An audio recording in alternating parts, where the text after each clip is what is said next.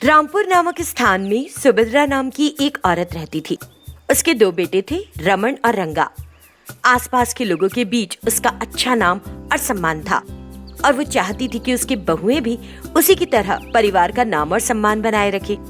यही सोचकर उसने अपने बेटों की शादियां जलजा और सिरिशा से कर दी।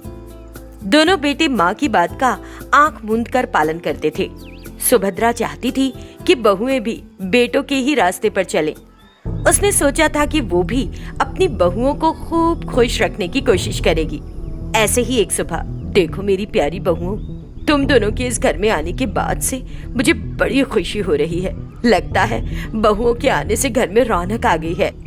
अब मैं बिना किसी चिंता के आराम से रहूंगी। अब तुम दोनों ही अपने अपने पति की पसंद नापसंद पूछकर उनके खाने पीने का ध्यान रखो। मेरी तो भाई जिम्मेदारी खत्म हो गई। मैं बस 15 मिनट में आती हूँ माँ जी। माँ जी, मुझे भी तैयार होने में 10-15 मिनट तो लग ही जाएंगे। ठीक है, तुम अपना समय लो, बस तैयार होकर आ जाओ और आज खाने में कुछ अच्छा बनाओ। आज के लिए इतना ही बहुत है। दोनों बहुएं अपने कमरे में चली गई, लेकिन 20-25 मिनट गुजरने के बाद भी बाहर नहीं निकले। सुभद्रा को समझ नहीं आया कि आखिर दोनों क्या कर रही हैं। उसने उनके कमरों में जाकर देखा तो दोनों श्रृंगार करने में व्यस्त थी। ये क्या है? रसोई में जाकर खाना पकाने के लिए भी इतना सजना धजना, ये सब क्या चल रहा है? हाँ माँ जी, हम जो कुछ भी करती हैं इससे पहले हम ऐसे ही तैयार होती हैं। आप चाहिए ना माँ जी, हम बस 1 मिनट में आ जाएंगी। ठीक है, तुम दोनों जल्दी आओ क्योंकि खाने का समय हो गया है। जल्दी से कुछ तैयार कर दोगी तो सब मिलकर खा सकेंगे। इतना कहकर वो जाकर हॉल में आराम से बैठ गई। बहुएं थी कि फिर भी जल्दी बाहर नहीं आई। इस बार उसे बहुत गुस्सा आया और उसका मन दोनों बहुओं को बुरी तरह से डांटने का किया, लेकिन उसने सोचा कि नई बहुओं के साथ ऐसा करना सही नहीं होगा और वो चुप रही। फिर वो उठकर एक बार फिर से बहुओं के पास गई कि जरा देखे अब क्या हो रहा है। कम से कम दोपहर का खाना तो बना दो, नाश्ता तो तुमने बनाया नहीं। आप ही बताइए माँ जी कि मैं क्या बनाऊं? मुझे तो बंगारे बैंगन खाने का मन कर रहा है, कब से नहीं खाए। और मैं क्या बनाऊंगी माँ जी, ये भी बता दीजिए। तुम रसम और आलू फ्राई ही बना दो, उतना काफी होगा आज के लिए। आप जाकर बैठो और आराम से टीवी देखो, तब तक हम जल्दी से खाना तैयार कर देंगी। ठीक है? आज हम आपको बहुत स्वादिष्ट खाना खिलाने वाले हैं, इसलिए अपना पेट खाली रखिए। कहीं बीच में कुछ खा मत लीजिएगा ताकि हमारे खाने का अच्छे से मजा ले सके। ठीक है, अब जल्दी करो। बहुओं की बातों से उसे थोड़ा अच्छा लगा। वो सोचने लगी कि चलो देर से ही सही, लेकिन बहुएं अच्छा खाना तो बना देंगी। लेकिन इस इंतजार में उसकी नींद लग गई। 1:30 बजे सोई थी वो, जागी तो 4 बज रहे थे। उसे भूख लग रही थी और घड़ी पर समय देखकर गुस्सा भी आ रहा था। वो तुरंत अपनी बहुओं के पास गई और बोली, ये क्या है? तुम दोनों अभी भी सजने संवरने में ही लगी हुई हो। क्या मेकअप से अपना सबका पेट भरने वाली हो? तुम्हारे सामने तुम्हारी सास की बात का कोई सम्मान नहीं है। क्या यही तुमने सीखा है अपने घर में? सुबह से तुम दोनों ने क्या नाटक लगा के रखा है? क्या तुमको कोई डर और जिम्मेदारी का एहसास नहीं? सास के ऐसे डांटने पर वो दोनों डर गए। हमें माफ कर दो माँ जी, मेकअप के सामने हम बाकी सब भूल जाती हैं। कल से हम आपको बिल्कुल भी परेशान नहीं करेंगी, बस इस बार हमें माफ कर दीजिए। देखना, कल हम आपको कितनी अच्छी अच्छी चीजें बनाकर खिलाएंगी, लेकिन आज हमें छोड़ दीजिए। बहुओं को देखकर सुभद्रा को गुस्सा तो बहुत आ रहा था, लेकिन उसने उनकी पहली गलती समझकर उनको छोड़ दिया और डांटा नहीं। अगले दिन सुबह जब वो उठी तो घर में खाने की अच्छी महक आ रही थी। लगता है जैसा मैंने कहा था आज बहुओं ने वैसा ही किया। ये सोचकर जब वो रसोई में गई तो देखा कि एक नौकरानी खाना बना रही है। अरे तुम कौन हो? रसोई में क्या कर रही हो मेरी? मैं खाना पकाने वाली हूँ। आपकी बहुओं ने आज से मुझे काम करने के लिए बुलाया है। मैंने आपकी पसंद का नाश्ता बना दिया। आप बता दो कि दोपहर के खाने के लिए क्या बनाना है। सास को बहुओं का यूं नौकरानी को रख लेना पसंद नहीं आया, लेकिन इस बात पर भी उसने समझौता कर लिया। बघारे बैंगन, इमली की चटनी, रसम और आलू फ्राई बना दो और सब अच्छी तरह बनाना, साफ सफाई से। ठीक है? ठीक है मैडम, मैं ये सब बनाना जानती हूँ। सुभद्रा को लगा चलो आज तो दोपहर में ढंग का खाना मिल ही जाएगा, और वो खाने की मेज पर पहुंची। लेकिन वहां कुछ भी खाना नहीं रखा गया था। उसे फिर गुस्सा आने लगा। वो रसोई में गई तो नौकरानी वहां भी नहीं थी। फिर वो बहुओं के कमरे में गई तो देखा कि दोनों बहुएं नौकरानी का श्रृंगार करने में लगी हुई हैं। ये देखकर वो उन पर बरस ही पड़ी। ये सब अभी बंद करो, ये घर है या बाजार? तुम लोगों में रत्ती भर भी शालीनता नहीं है। घर में कैसे रहते हैं तुम दोनों को ही पता नहीं है। बड़ों का सम्मान करना तो तुम्हें आता ही नहीं।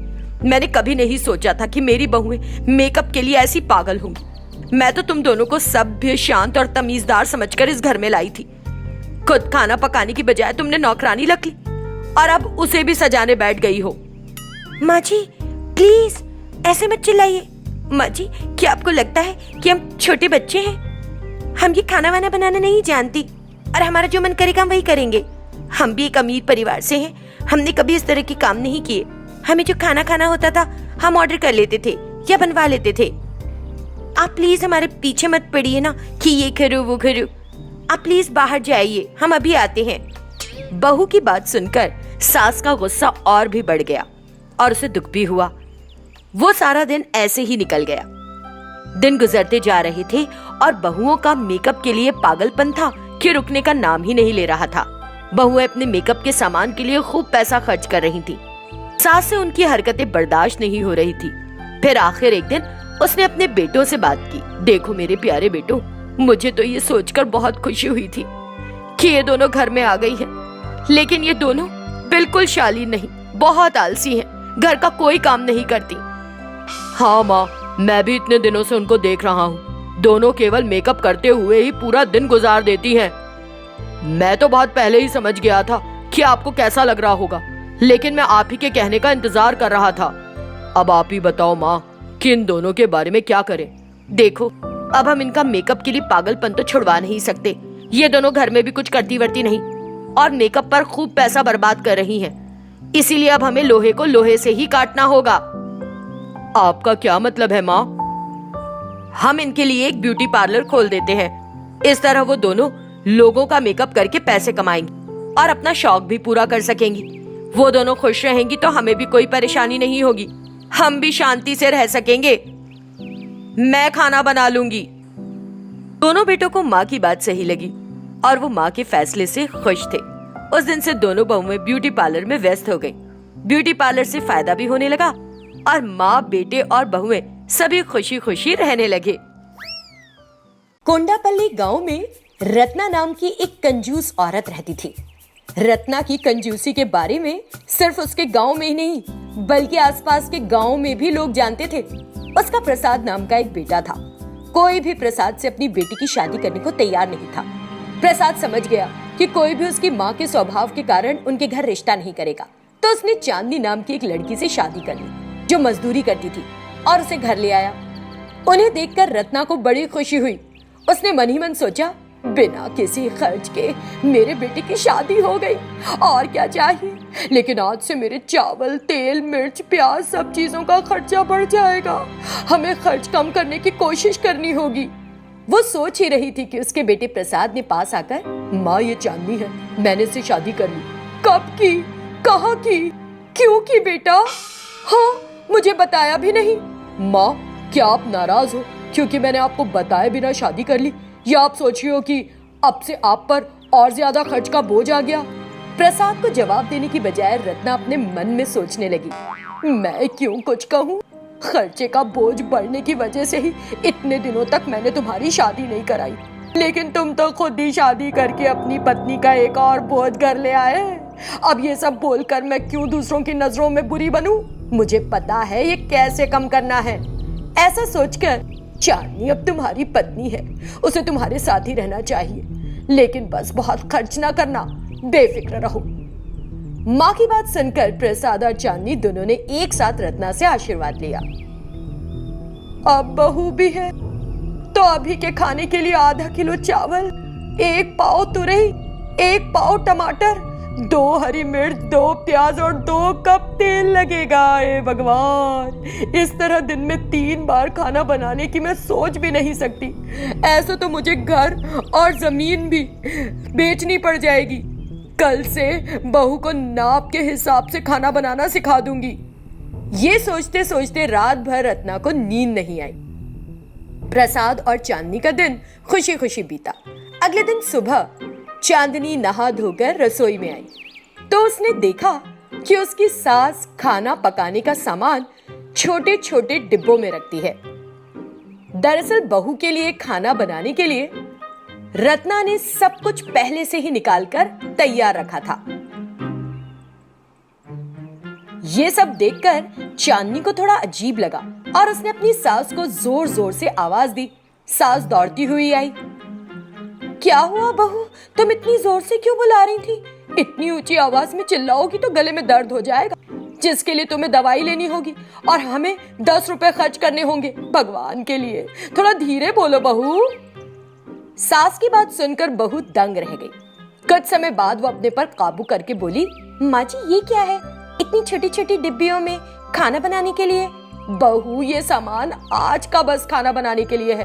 हर दिन ऐसे ही नाप कर मैं तुम्हें दूंगी और तुम उसी हिसाब से खाना बनाना। इसे कंजूसी नहीं, घर चलाना कहते हैं। इतना कहकर रत्ना किचन से चली गई। चांदनी समझ गई कि सास से बात करने का कोई फायदा नहीं है। उसने दिए गए सामान से ही खाना बनाया और फिर आराम करने का दिल हुआ। वो हॉल में गई तो देखा कि उसकी सास एक छोटे से स्टूल पर बैठी है। चांदनी को सब कुछ बहुत अजीब लगा। ये क्या है माँ जी, अच्छा खासा सोफा है। सोफे पर बैठने से वो मैला हो जाता है, फिर समय समय पर उसके कवर को धोने, साफ करने और बदलने में पैसे खर्च होते हैं। बहू ये सब मुझसे नहीं हो पाता। सास की बातें सुनकर बहू को समझ नहीं आया कि क्या कहे और वो चुपचाप अपने कमरे में चली गई। दिन गुजरते जा रहे थे और सास का कंजूसपना भी दिन ब दिन बढ़ता ही जा रहा था। धीरे धीरे इससे चांदनी को चिढ़ सी होने लगी। एक रात चांदनी को तेज बुखार आ गया। बहू को डॉक्टर के पास ले जाते तो बहुत पैसा खर्च हो जाता, इसीलिए बेटा प्रसाद आज पूरी रात बिना सोए चांदनी का खूब ख्याल रखना। एक गीला कपड़ा ले ले और उसे चांदनी के सिर पर रखते रहे। माँ उसे बहुत तेज बुखार है, डॉक्टर के पास ले जाना पड़ेगा। प्रसाद अगर तू उसे डॉक्टर के पास ले जाएगा तो कम से कम 200 रुपए खर्च करने पड़ेंगे बेटा। अब 200 रुपए किससे मांगू? किसी से मांगने की जरूरत नहीं है, अपनी पेटी में से निकाल के दो ना माँ। नहीं बेटा मेरी पेटी में पैसे नहीं है, अगर होते तो क्या मैं तुझे ना देती? बोल कैसी बातें कर रहा है बेटा। प्रसाद समझ गया कि माँ से बात करने का कोई फायदा नहीं है। वो चांदनी के पास बैठकर उसके माथे पर गीले कपड़े की पट्टी रखने लगा। रत्ना अपने कमरे में चली गई, जैसे कि उसे कोई फर्क ही नहीं पड़ रहा था कि क्या हो रहा है। कमरे में जाकर उसने अपनी छोटी सी पेटी खोली और अपने पैसे गिनकर बड़ी खुश हुई। आहा, अच्छा है कि मेरा पैसा मेरे ही पास है। बुखार में तपती चांदनी की परवाह किए बिना वो अपने पैसे देखकर खुश हुए जा रही थी। उधर आधी रात को बादल गरजने और बिजली चमकने के साथ तेज बारिश होने लगी और तेज हवा भी चलने लगी, जिसकी वजह से चांदनी कांपने लगी। चांदनी ने अपने पति से कहा कि उससे बुखार सहन नहीं हो रहा है और वो उसे डॉक्टर के पास ले जाए। प्रसाद माँ के कमरे के पास गया और दरवाजा खटखटाने लगा। उसने अपनी माँ से दरवाजा खोलने की विनती की। बड़ी चिंता और तनाव में वो दरवाजा खटखटा रहा था।